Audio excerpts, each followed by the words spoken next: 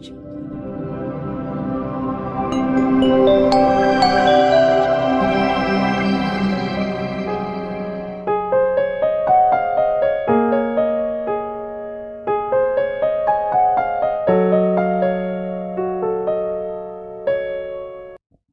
tassa bhagavato arahato sama sambuddhassa. Namo tassa bhagavato arahato sama sambuddhassa. Namo tassa bhagavato arahato sama sambuddhassa. Sotihotu namo buddhaya. Selamat pagi Bapak Ibu, Rama-Ramani semua yang hadir pada kesempatan hari ini. Saya kebagian tugas mengisi di wihara ini dalam rangka Puja Bakti Minggu. Tentunya setelah kita merayakan serangkaian hari Waisak begitu, ini adalah mungkin saya diberikan kesempatan oleh Karaka Sabha untuk mengisi pada pagi hari ini. Topik yang saya bawakan ini adalah orang menyebutnya kekinian begitu, peranan agama Buddha saat bertemu teknologi zaman now. Saya yakin Bapak Ibu yang hadir di ruangan ini pasti semuanya membawa handphone. Pasti, saya sangat yakin. Karena kita berada di kondisi atau zaman yang memang menuntut kita untuk melakukan hal seperti itu. Nah, tentunya perkembangan teknologi, perkembangan ilmu pengetahuan, gangguan karena pengaruh daripada teknologi itu terhadap kita sendiri selaku umat Buddha tentu menjadi perhatian penting. Karena tidak hanya teknologi ini membawakan kebaikan untuk kita, tetapi juga membawa keburukan. Yang kalau misalkan kita sebagai umat Buddha kurang awas, ini akan sangat merugikan kita. Untuk itulah pada pagi hari ini, saya mencoba membawakan topik ini, mudah-mudahan nanti ada manfaatnya. Nah, pengertian teknologi zaman now itu adalah orang menganggap semuanya itu dengan mudah. Semuanya bisa diselesaikan dengan perangkat yang kita punya. Semuanya bisa dikerjakan secara mudah. Tetapi, beberapa perkembangan terakhir itu istilahnya bisa macam-macam. Kalau misalkan bisa dimanfaatkan dengan baik, tentu bermanfaat. Kalau misalkan teknologi itu bisa mempengaruhi kita sendiri, malah merugikan kita sendiri. Zaman COVID membuat orang semuanya berubah. Yang tadinya berkumpul, kita tidak boleh berkumpul. Yang mestinya kita bertemu, kita harus menjaga jarak. Dan semuanya dilakukan dengan jarak jauh. Sehingga pembelajaran anak-anak sekolah itu sudah mulai menggunakan perangkat pembelajaran yang jarak jauh begitu. Akhirnya apa yang terjadi? Ternyata proses pembelajaran yang diberikan oleh gurunya mungkin secara online dan seterusnya, anak-anak kita itu sudah mulai kecanduan begitu. Kadang-kadang kalau dia sudah megang HP, diajak ngomong, disuruh mandi, tidak mau. Akhirnya kalau sudah dia memasuki dunia kerja, dia juga lupa tetangganya gitu, karena sibuk dengan urusannya sendiri, dengan perangkatnya sendiri. Termasuk pun pada saat dia menjadi pejabat pun juga begitu. Nah, ini kejadian ini tidak bisa kita tolak, tidak bisa kita hindari, dan tidak bisa kita tidak terlibat. Nah, kalau misalkan sekarang semuanya bisa berada di genggaman kita, dengan membawa handphone semuanya bisa beres, mau beli apa, mau makan apa, mau kemana, begitu, semua dalam genggaman. Nah, pengertiannya ini, kita menganggap dunia ini ada dalam genggaman. Bisa kita bayangkan kita hidup di dunia ini dengan memiliki perangkat teknologi yang ada, kita menganggap dunia ini dalam genggaman. Nah, disinilah peran daripada agama Buddha tentunya.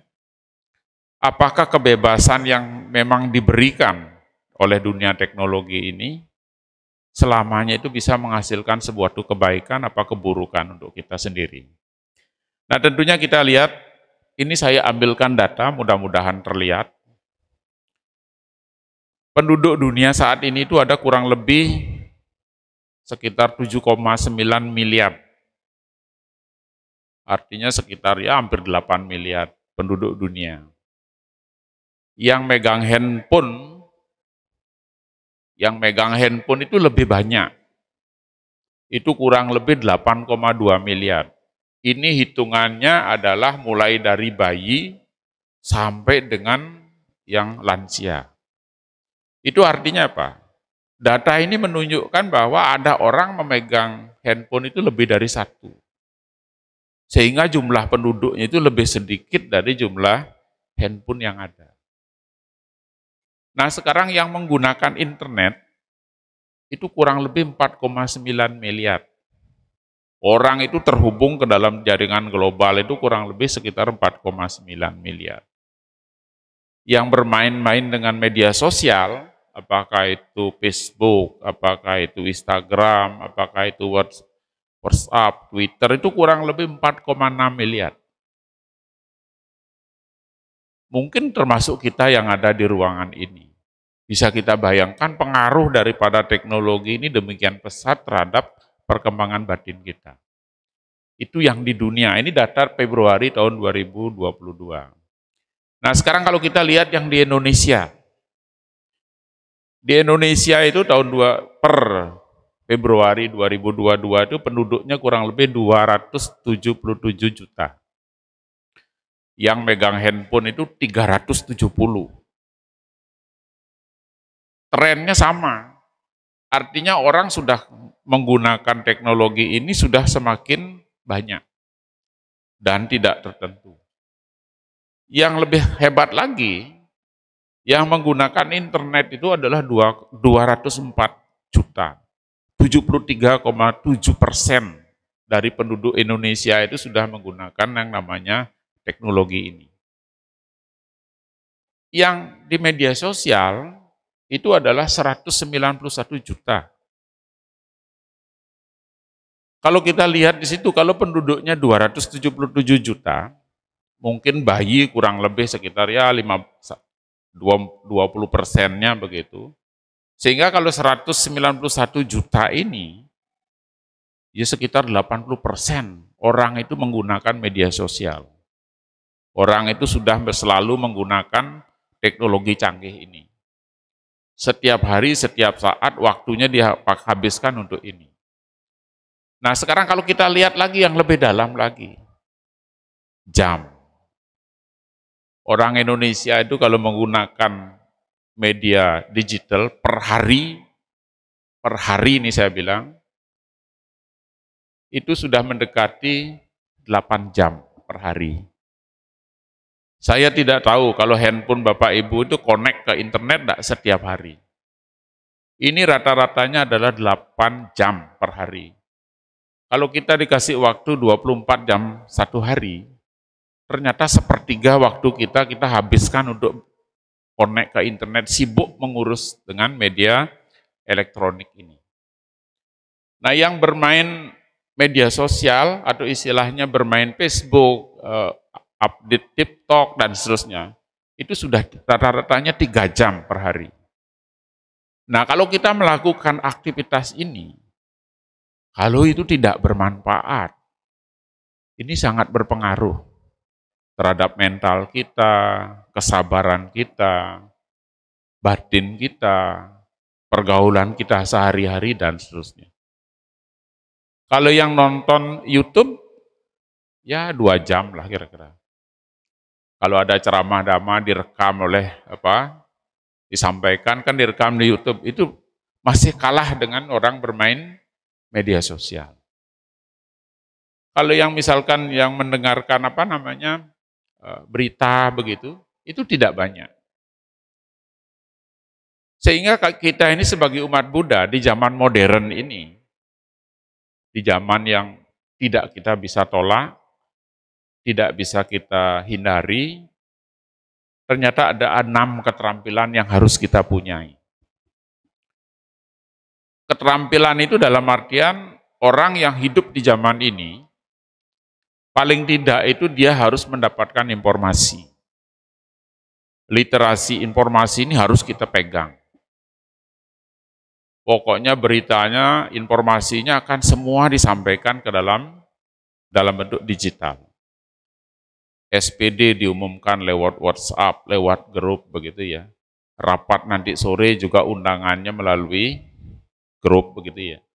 Kalau orang yang tidak pegang handphone ya tidak ikut rapat, tidak ikut SPD dan seterusnya. Itu artinya kita kekurangan yang namanya literasi informasi.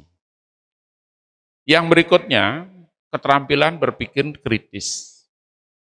Apapun yang kita terima, apapun yang kita dapatkan informasi itu, kita harus berpikir secara kritis. Ini masuk akal apa tidak? Layak diterima apa tidak? Cocok apa tidak? Pantas apa tidak? Yang berikutnya itu adalah keterampilan berkomunikasi. Orang ketemu orang kalau bicara bisa salah apa namanya? Salah tangkap ya. Orang ketemu orang kalau berbicara bisa salah sangka. Apalagi ini adalah perangkat elektronik dengan perangkat elektronik ngomongnya pakai huruf begitu ya. Itu salah prasangkanya sangat banyak. Sehingga kalau kita perhatikan banyak sekali yang bermasalah dengan hukum karena keterampilan berkomunikasinya yang kurang. Termasuk di situ bekerja samanya. Kolaborasinya juga harus ditingkatkan. Kita juga keterampilan berpikir kreatif. Kalau kita di zaman COVID tidak boleh keluar, tidak boleh ketemu orang, tapi kita tetap makan, ya harus kita berpikir kreatif. Apa yang harus bisa kita lakukan dengan kondisi seperti itu? Yang kelima, literasi teknologi. Karena teknologi itu akan selalu berkembang, proses pembelajaran, proses keterampilan itu akan berkembang terus, kita tetap harus memiliki kemampuan namanya literasi teknologi dan informasi komunikasi. Dan yang terakhir itu adalah keterampilan belajar secara kontekstual. Kita sebagai umat Buddha, kita harus menyadari 6 keterampilan ini. Kalau misalkan salah satu kita bilang, saya tidak ikut gitu, atau saya tidak mau begitu misalkan, atau saya tidak sanggup, atau saya tidak ikut dan seterusnya. Anda akan tertinggal. Tertinggal itu dalam artian orang lain sudah jalan, ya kita tinggal di tempat.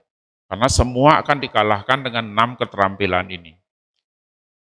Nah tentunya dari dalam data yang kami punya, 5 tahun ke depan,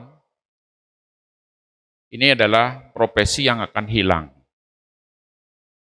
Pekerjaan-pekerjaan ini akan hilang digantikan oleh mesin. Nah, siap apa tidak siap, ini sudah bisa kita saksikan. Kita sudah tidak perlu lagi namanya Pak Pos, kita sudah tidak perlu lagi namanya ojek pangkalan gitu. Mungkin suatu saat teller banknya sudah tidak ada lagi, semua digantikan oleh mesin, semua digantikan oleh robot, mungkin tidak perlu lagi buat pembukuan bank, karena otomatis mesin sudah menghitungkan seperti itu. Apa yang akan terjadi? 277 juta penduduk Indonesia itu kan perlu makan. Lalu pekerjaannya sudah tidak ada lagi, apa yang terjadi? Ini hal-hal yang seperti ini akan menjadi masalah. Karena pengaruh daripada teknologi yang demikian pesat, karena perubahan yang akan kita terjadi, ini kita harus sadari. Seberapa banyak sih yang menerima surat atau kartu pos lagi yang dikirim oleh Pak Pos ke rumah? Atau yang baca koran lah. Hampir sudah hilang, karena semua dikesorongkan di dalam teknologi ini. Nah ini ada hal-hal yang menjadi sangat-sangat menyakitkan kalau misal kita bayangkan, sanggup tidak sanggup, Sadar tidak sadar, mau tidak mau, harus kita jalani. Hal-hal seperti ini harus kita sadari kalau kita sebagai umat Buddha. Nah sekarang kalau kita lihat pandangannya Einstein, ini kan orang ilmuwan, begitu ya. Artinya ilmuwan yang sangat berpengaruh, agama yang mengatasi kebutuhan ilmu pengetahuan modern, itulah agama Buddha. Dia ngomongnya ini pada saat tahun 1955, internet belum ada, teknologi belum berkembang sejak ini. Artinya agama yang kira-kira dapat mengatasi kebutuhan hidup, kebutuhan ilmu pengetahuan yang modern, itulah agama Buddha. Nah kita tidak perlu percaya betul dengan apa yang dia sampaikan. Nah sekarang kalau memang dunia itu dalam genggaman, kalau kita misalnya apa peran agama Buddha sekarang di dalam zaman teknologi ini? Ini yang penting kalau saya menurut pendapat pribadi. Nah karena selama ini kalau kita ke wihara, terus kita mendengarkan Dhamma Desana dari Bante, mendengarkan ceramah di YouTube dan seterusnya, kita itu akan selalu diingatkan.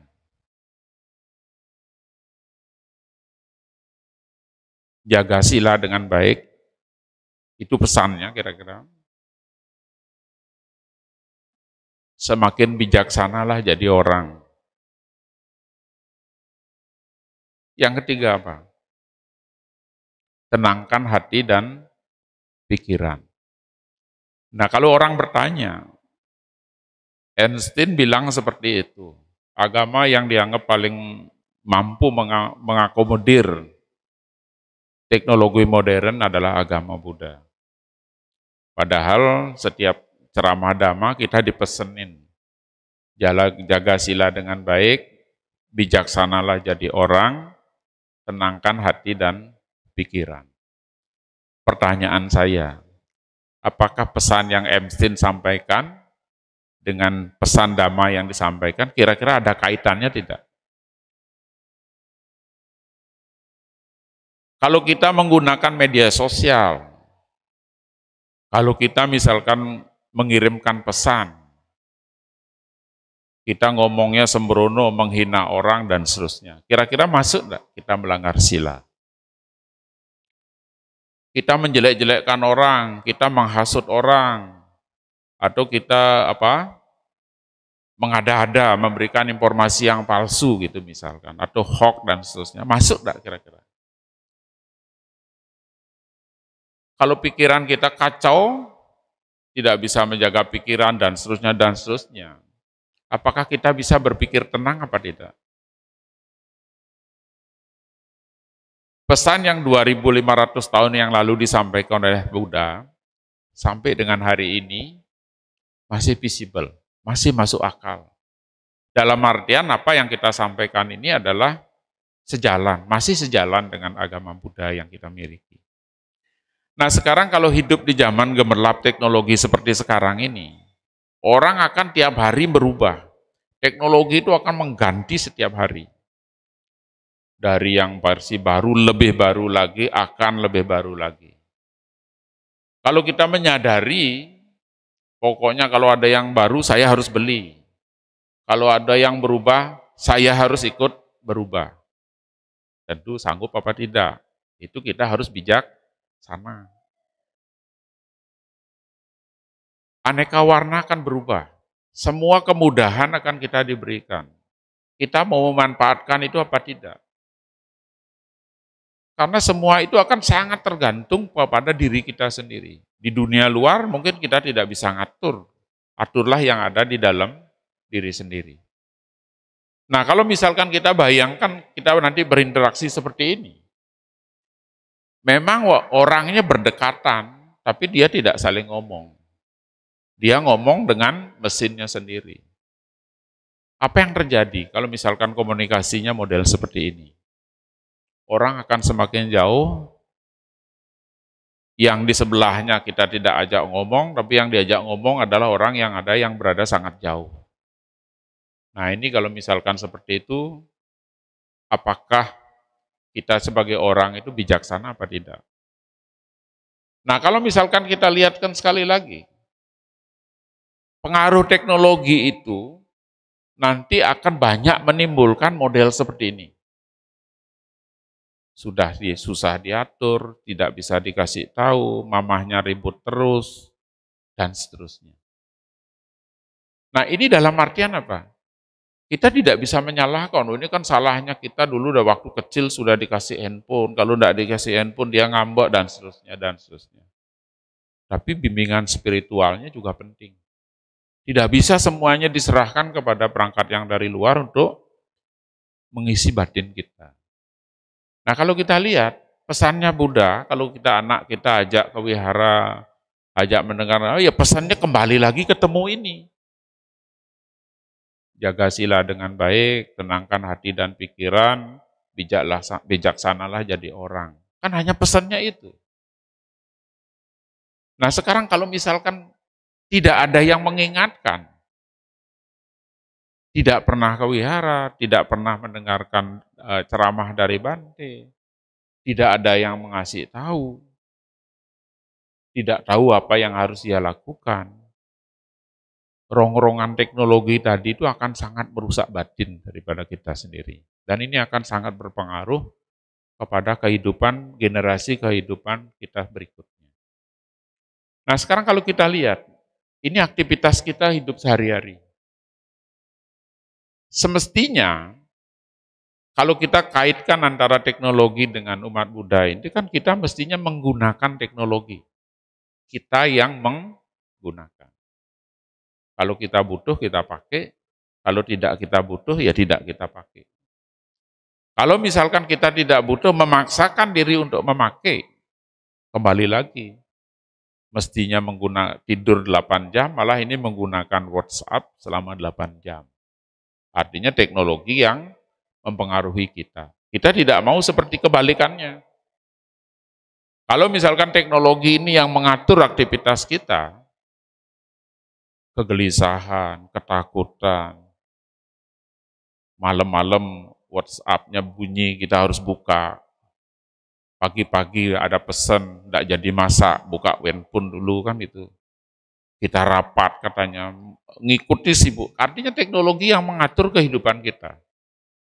Kapan kita bisa menyatakan bahagia?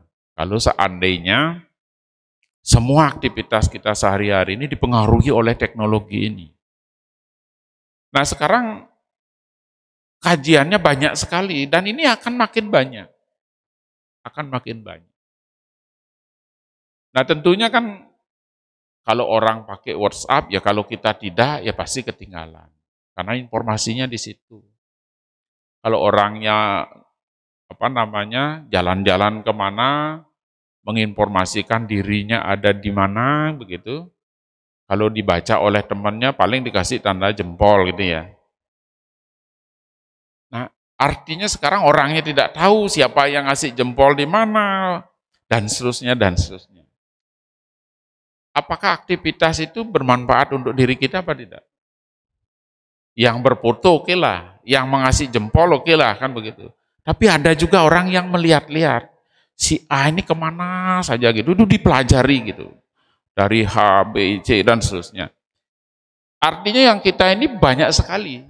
Tidak hanya melihat foto orang saja, tidak melihat ceritanya saja, tidak melihat statusnya saja, dan seterusnya. Mulai beli makanan, mulai dari order Grab, beli macam-macam, bayarnya pakai GoPay, wah macam-macam. Tiba-tiba handphonenya lowbat. Bingungnya minta ampun. Saya tidak tahu mengapa kok bingung begini. Ya handphonenya tidak tahu ditaruh di mana. Bawa power bank 1 hari kemana-mana, 1 hari ngecasnya mestinya 1 hari 3 kali ngecas. Pekerjaan yang mestinya tidak menyita waktu demikian banyak karena pengaruh teknologi ini, itu yang dikerjakan. Nah ini yang repot. Ini real yang saya sampaikan ini adalah real di dalam kehidupan kita sehari-hari. Kalau kita sebagai umat Buddha, kita menyadari hal seperti ini bahwa apakah yang kita lakukan ini membuat kita bahagia apa tidak. Itu yang penting sebenarnya. Kalau kita lanjutkan, ternyata teknologi itu ada batasannya. ilmu pengetahuan itu ada batasannya. Ilmu pengetahuan itu hanya terbatas pada memenuhi atau diterima oleh mata kita, indera kita gitu. Hanya sekian itu. Dia tidak akan pernah memperbaiki batin kita. Hanya sebatas memuaskan indera kita. Kalau misalkan kita punya kamera HP, kameranya sudah jelek gitu kan. Kalau difoto warnanya tidak bagus kan itu. Bisa yang lebih bagus. Tapi kalau difoto sebelumnya dengan foto sesudahnya, orang ini semakin bahagia apa tidak, alatnya tidak bisa menentukan. Yang kedua, ilmu pengetahuan itu hanya memahami dunia luar. Tidak akan pernah menyentuh yang namanya dunia dalam. Kalau orang sedih, HP-nya tidak bisa membuat orang itu tidak sedih. Malah sebaliknya. Artinya ilmu pengetahuan itu memang ada batasannya. Dan itu akan selalu berubah. Dan yang terakhir, ilmu pengetahuan itu bersifat sekuler atau duniawi. Dan tidak ada memperdulikan yang namanya kepentingan spiritual. Kita akan menjadi lebih materialistis, pemikirannya kita selalu yang materialistis. Pokoknya saya harus beli yang ini, harus yang begini, harus yang begini. Itu adalah teknologi yang mempengaruhi aktivitas kita sehari-hari. Nah sekarang kalau kita lihat, kalau tadi dibilang agama Buddha itu adalah agama ilmiah. Menurut Einstein tadi katanya agama Buddha itu agama ilmiah. Benar apa tidak? Agama Buddha itu tidak pernah mendorong orangnya itu percaya.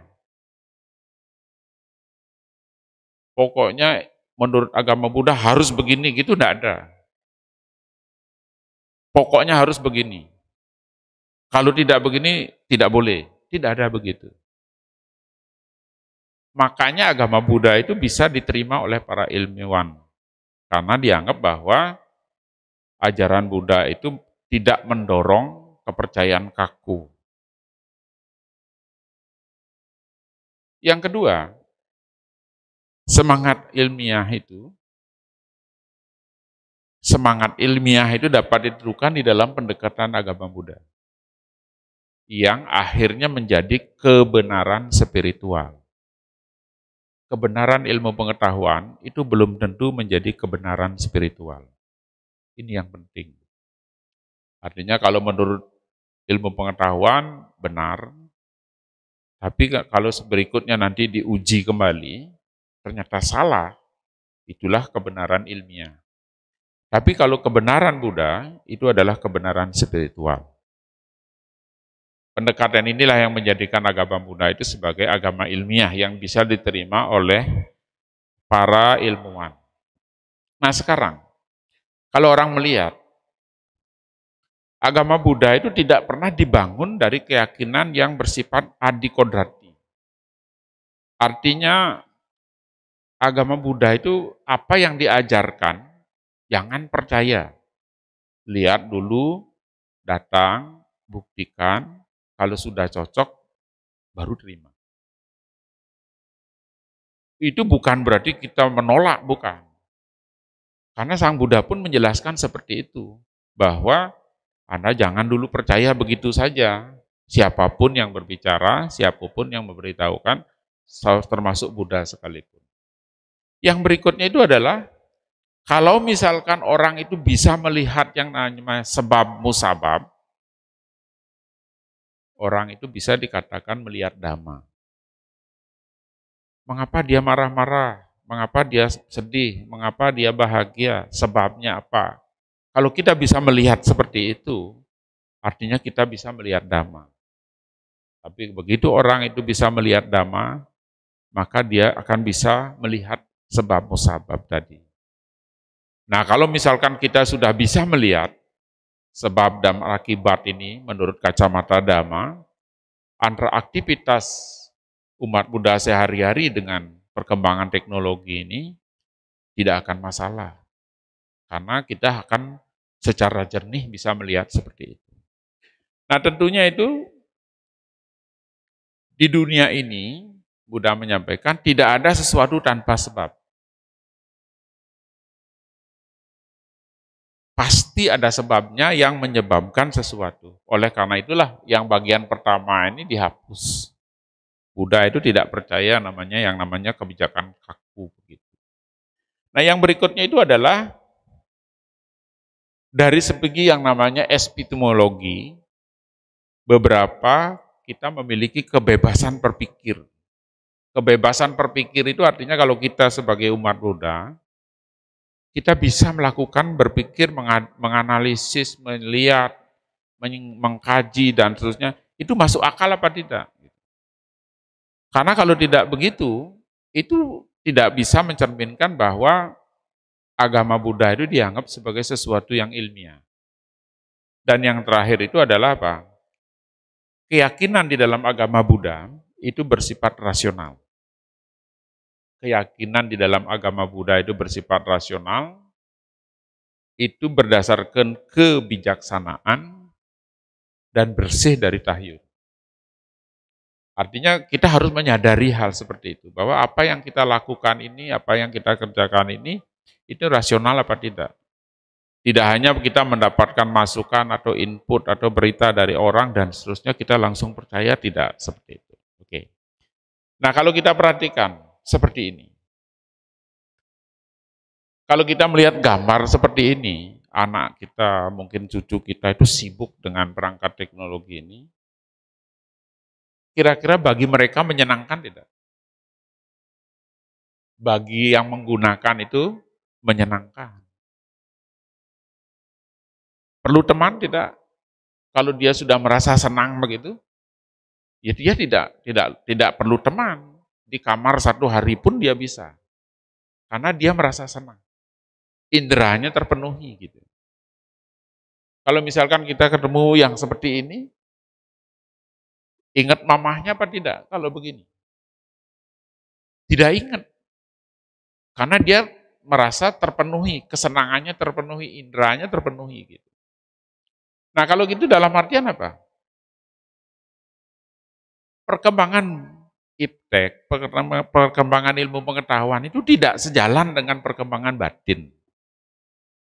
Kalau anak sebesar ini dia mempelajari apa dan seterusnya, benar dia seperti itu. Tapi pemikiran, kebijaksanaannya itu tidak berpikir, tidak berkembang. Karena batinnya tidak ikut berkembang. Nah kalau misalkan nanti kita lihat begini, iptek itu tidak dapat mengkondisikan batin manusia, malah membuat menjadi lebih merosot. Biasanya kalau dipanggil mamahnya nyaut, kalau dia sedang bermain dipanggil malah tidak nyaut. Sejak dia menggunakan handphone kok malah lebih senang di kamar, tidak pernah diajak bicara, kadang keluar, kadang tidak, makan pun kadang lupa, kadang kalau tidak diingatkan begitu. Karena itu adalah merupakan efeknya seperti itu. Yang berikutnya lagi apa? Iptek itu akan menjadi kontraproduktif, karena dia tidak menghasilkan moral. Moral spiritualnya akan tidak tersentuh sama sekali. Nah ini dalam artian kalau misalkan nanti hal ini akan terjadi seperti ini, banyak hal-hal negatif yang akan mengganggu kita. Kalau misalkan kita sebagai umat Buddha, kita tidak menyadari hal ini, tentu akan menjadi moral spiritual kita akan berkurang. Tapi kalau kita menyadari, kita mampu mengamati, dan seterusnya, dan kita menggunakan apa yang ada, manfaat itu akan kita tempuh. Nah kalau misalkan seperti kesibukan yang kita tadi, kesibukan di zaman now ini, diajak rapat, diajak begini, dan seterusnya. Kalau saya suruh meditasi, kira-kira bisa apa tidak? Ayo anak-anak itu kita meditasi, karena Bante bilang menenangkan pikiran itu dengan meditasi. Bisa tidak? Disuruh bangun pagi ke wihara hari Minggu gitu enggak bisa, karena dia sibuk dengan. Nah kalau misalkan terus dia dibilang, dia menjawab, Loh, ajaran Buddha itu sudah lama, 2500 tahun yang lalu. Ini loh handphone ini baru kemarin ini terbit ini. Berarti yang itu kuno itu, yang ini baru yang modern. Nah, kalau begitu apa yang terjadi? Pesan Buddha itu tidak akan tersampai. Si jaga sila dengan baik, bijaksanalah jadi orang, tenangkan hati dan pikiran. Tak pernah tercapai. Nah, kalau misalkan nanti sebagian besar umat Buddha seperti ini, kita tidak bisa membayangkan harus globalisasi yang demikian pesat ini akan menjadi seperti ini. Nah, kita kan perlu hidup nih. Untuk menyambung hidup besok 2 hari dan seterusnya, pasti hidup ya. Kita sebagai umat Buddha juga perlu hidup kan begitu. Padahal teknologi itu sudah ada di genggaman ini. Kita akan membutuhkan yang namanya pekerjaan. Kita perlu juga mendapatkan gaji, kan gitu. Kalau ada gaji, mungkin kita ikut berdana, kan gitu. Biasanya kalau misalkan kegiatan di wihara, kan begitu. Kalau nanti punya uang lebih, ya tentu kita beli rumah. Kalau ada lebih, mungkin beli perhiasan. Kalau tidak, ya enggak apa-apa, kan gitu. Nanti kalau perlu ke wihara, beli mobil, kan gitu. Tujuannya kita ini apa?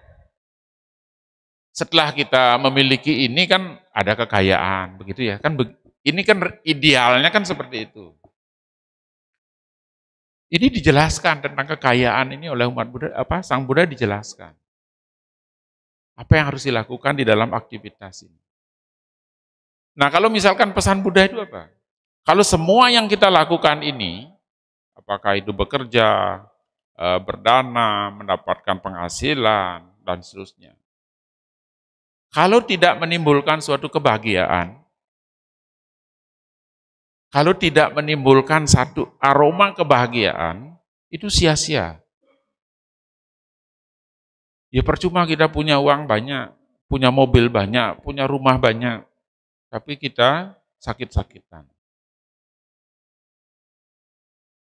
Artinya semua yang kita lakukan ini harus yang menimbulkan yang namanya kehidupan, yang namanya kebahagiaan.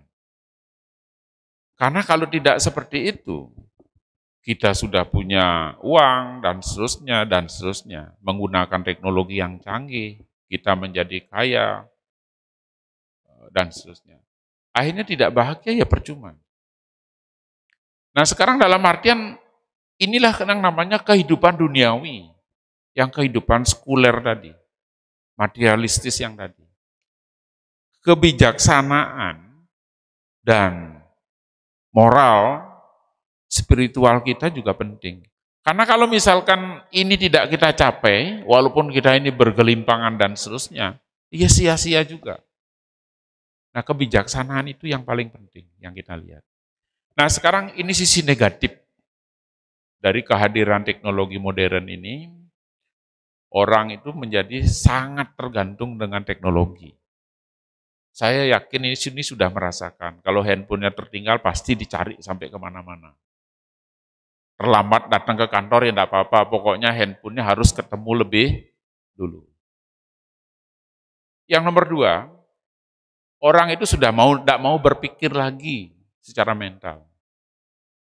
Pokoknya ke pasar beli sayur 2 kilo, bawa 10.000, nyusuknya itu pun harus buka HP, ngitung kalkulator dulu. Gitu. Orang tidak mau bersibuk lagi. Orang akan mengurangi modal usaha. Orang tidak mau buka toko yang besar-besar lagi, pokoknya cukup di dunia maya. Yang penting jualannya laku, kan gitu kan ya. Pengangguran akan makin banyak. Bisa Anda bayangkan, Shopee itu besar sekali tokonya. Pernah lihat karyawan Shopee? Gojek itu banyak sekali motornya. Padahal perusahaan itu sendiri tidak punya motor. Yang punya adalah yang bekerja sama. Sehingga orang membuat perusahaan itu tidak perlu beli motor sebanyak itu gitu. Yang mau join dengan saya, you yang beli motor gitu. Kami hanya jualan aplikasi saja, tapi menggunakan aplikasi saya bayar dulu gitu kan ya. Itu yang terjadi. Kerusakan lingkungan sudah kita tidak bisa bayangkan. Handphone 2 tahun rusak, baterai 2 tahun harus diganti, sampahnya ini akan mengganggu lingkungan. Itu jelas. Jaringan sosial akan hilang. Persaudaraan itu. Orang akan lebih senang bermain game atau membuat aplikasi YouTuber gitu ya. Di-upload terus nanti dapat uang, followernya berapa kan gitu. Kalau beneran enggak masalah. Orang yang beritanya itu dibohongin, berita bohong diupload gitu dengan harapan banyak yang klik kan gitu. Nah, itu kan sudah tidak benar. Ini ada lagi, yang lebih kacau lagi adalah apa? Orang akan menjadi lebih malas. Beli makan, mau keluar enggak usah, nanti saja. Pesan saja sambil di tempat tidur gini kan ya. Ini lebih malas. Hubungan antar manusia juga berkurang. Dia lebih senang kepada perangkatnya dan persenjataan akan makin canggih. Perang sekarang tidak perlu pakai senjata, pakai drone saja sudah cukup. Gitu. Lebih banyak orang hidup sendiri.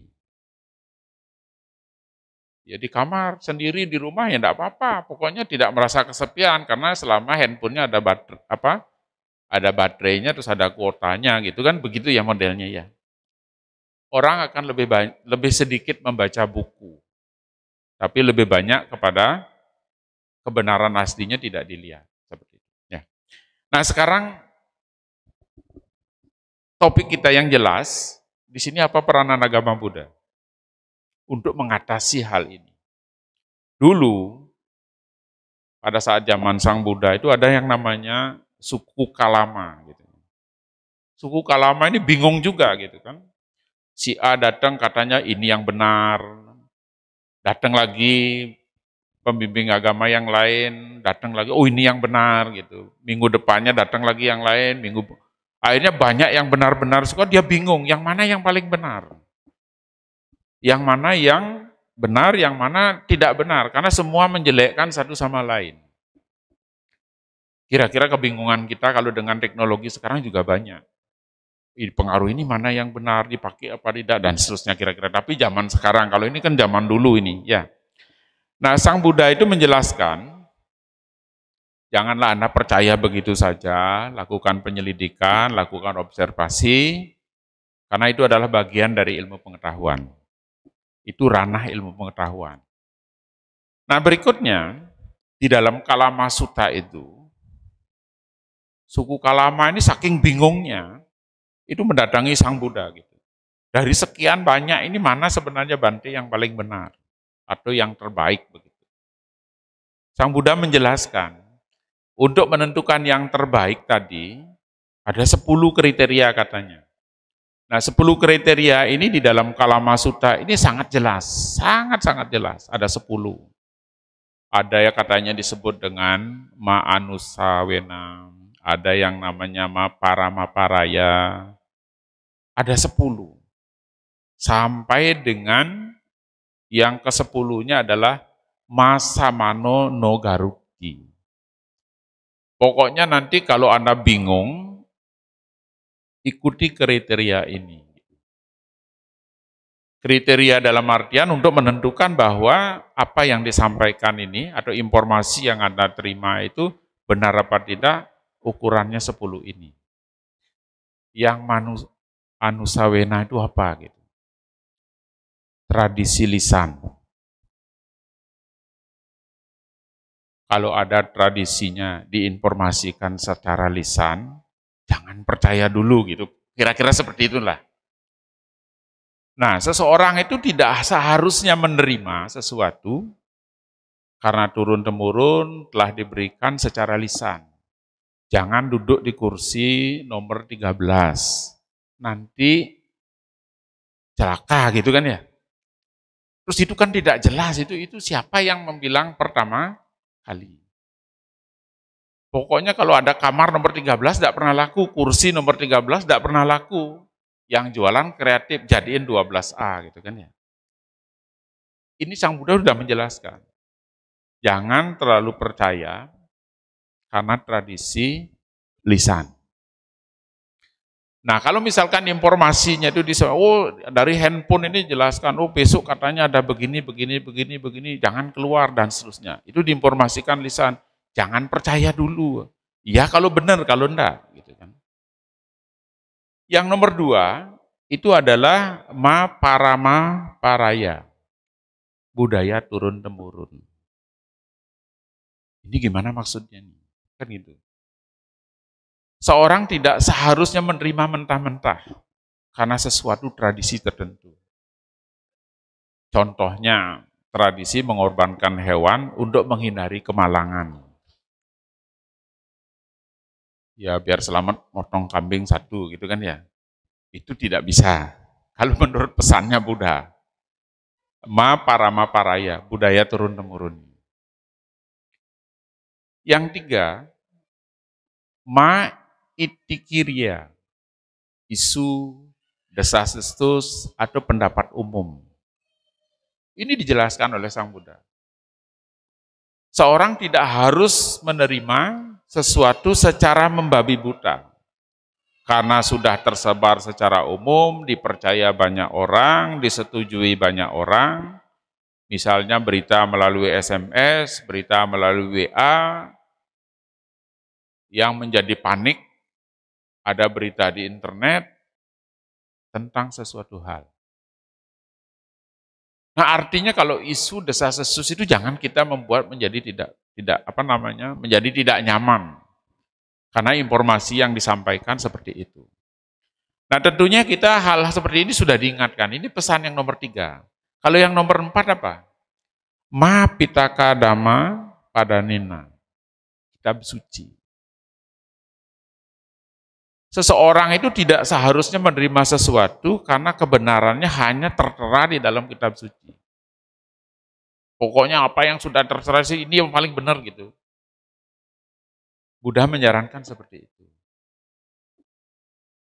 Nah tentunya gimana ini kan gitu ya. Tetap Buddha bilang, cek, buktikan, dan seterusnya. Termasuk yang ini, secara logika. Ma takahulu takahetu. Seorang tidak seharusnya menerima sesuatu sebagai suatu kebenaran hanya karena sejalan dengan logika. Keyakinan ini akan bisa berubah. Jika datanya salah, maka informasinya jadi salah. Hal seperti ini pun juga sudah diperingatkan. Oh, kalau misalkan mendung, nanti pasti hujan. Kalau di Denpasar Barat ada mendung, pasti akan hujan. Pasti kebaktian puja bakti tidak ada gitu misalkan. Setiap lihat mendung di barat, tidak jadi ke wihara, karena diperkirakan hujan gitu. Itu katanya tidak boleh gitu. Secara logika seperti itu. Ada juga istilahnya Pak, asumsi. Asumsi itu adalah, ini begini, seorang tidak harus menerima sesuatu kebenaran hanya karena hipotesis, kepiraan secara analisis. Oh kalau misalkan dolar naik, pasti saham ini naik gitu kan. Minggu lalu sahamnya naik, dolarnya naik, sahamnya naik. Terus minggu ini begitu dolar naik langsung beli sahamnya gitu. Ternyata enggak gitu. Karena kita asumsi dan terus kita mengambil kesimpulan. Itu yang tidak boleh, kita mengambil kesimpulan yang terburu-buru katanya. Ini yang ke-6. Yang ke-7 apanya? Ma akaparawi takakena. Seperti yang terlihat. Misalkan pas Anda jalan-jalan ke Pantai Sanur begitu, lihat gelombang gitu. Ombak begitu, warnanya merah gitu kan. Anda ngelihat sendiri warnanya merah. Seorang tidak harus menerimanya sesuatu kebenaran hanya melihat karena masuk akal. Oh ternyata di Sanur sekarang gelombangnya warnanya merah gitu. Padahal dia benar-benar melihat kan gitu. Padahal tidak tahu karena ada pengaruh sinar matahari. Itu seperti itu. Seperti yang dilihat atau seperti yang dirasakan. Yang nomor 8, anggapan. Sesuai dengan anggapan yang sebelumnya. Ini maksudnya apa? Seseorang itu tidak seharusnya menerima sesuatu sebagai kebenaran hanya karena sesuai dengan anggapan yang sebelumnya. Oh minggu lalu harganya segini. Terus tanpa kita nanya, hari ini kita anggap aja harganya segini kan gitu. Kita tawarkan ke orang. Oh minggu lalu saya beli harganya segini. Anggap saja harganya tawarkan. Ternyata begitu kita beli harganya naik gitu kan ya. Itu kan informasi ini jangan menganggap sesuai dengan yang sebelumnya. Kita harus tanyakan dulu kalau barang ini kemarin segini, kalau sekarang masih enggak harganya sebegitu. Karena kalau enggak begitu kita akan menjadi kena juga gitu kan ya. Itu diingatkan seperti itu. Termasuk di sini adalah ma babarupa taya, karisma pembicara. Nah, ini seseorang tidak harus menerima sesuatu sebagai kebenaran. Hanya karena kredibilitas pembicaranya, ketenaran pembicaranya, kedudukan maupun pendidikan si pembicara. Pokoknya kalau yang ini bilang pasti benar gitu, enggak boleh. Pokoknya kalau yang pembicaranya ini pasti benar gitu, enggak bisa. Ini menurut yang ke-9.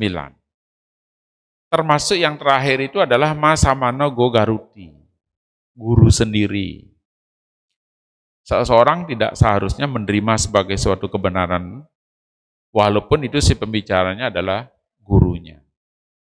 Nah ini adalah 10 pesan daripada Sang Buddha kepada suku Kalama ini berkaitan dengan kita harus menguji informasi itu. Nah kalau dengan teknologi yang ada sekarang, informasi yang kita terima yang simpang siur dan seterusnya, kita harus lebih hati-hati. Sehingga peran daripada agama Buddha ini bisa membantu kita, membuat kita itu menjadi semakin bahagia. Nah, ke-10 metode inilah, ke-10 metode penyelidikan tadi ini membuat seseorang itu berpikir ulang. Kita sebagai umat Buddha, seperti tadi ada jaga sila dengan baik, jadilah orang yang bijaksana, tenangkan hati dan pikiran. Nah, ini termasuk yang ketiga tadi. Kita harus berpikir ulang secara cermat.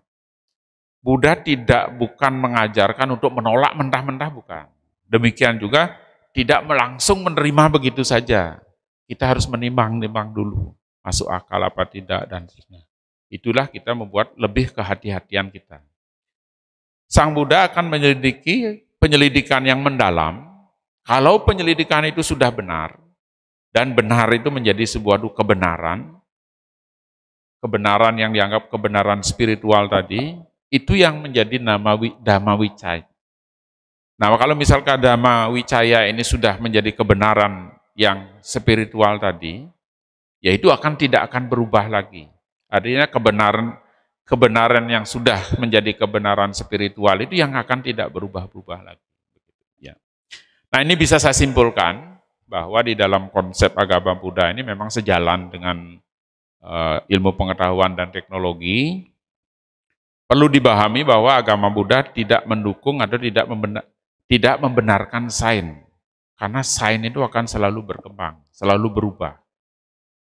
Nah, kalau misalkan bukti sainsnya itu kita uji dan kita sudah bisa buktikan, maka dia akan menjadi kebenaran hukum. Seperti hukum alam dan kebenaran itu layak diyakini. Artinya kalau misalkan sudah diuji kebenarannya, sudah terbukti menjadi Dhamma Niyama tadi, itu baru diuji kebenarannya. Dan yang berikutnya adalah, agama Buddha itu tidak pernah menolak sains, karena itu ilmu pengetahuan itu adalah netral. Dan yang berikutnya, kelebihan daripada ajaran agama Buddha ini adalah, dia menyatakan ajaran ini bisa diuji. Kebenaran itu bisa diuji. Kalau misalkan ternyata apa yang disampaikan itu adalah tidak benar, berarti itu bukan merupakan kebenaran yang abadi di situ, ya. Nah, kebenaran itu adalah bersifat final. Artinya kalau apa yang disampaikan oleh Buddha, kebenaran yang bersifat relatif itu adalah yang ditemukan oleh Buddha itu adalah bersifat final. Artinya kebenaran Dhamma tadi itu tidak akan berubah apakah karena waktu, apakah karena tempat. Nah, tentunya itu yang bisa saya sampaikan, sehingga saya berharap umat Buddha menjadi semakin berbahagia menggunakan teknologi yang ada, tidak menjadi semakin bersedih begitu karena pengaruh teknologi dan seterusnya. Mungkin itu yang bisa saya sampaikan. Sabesata Bawantu Sukitata, semoga semama hidup berbahagia.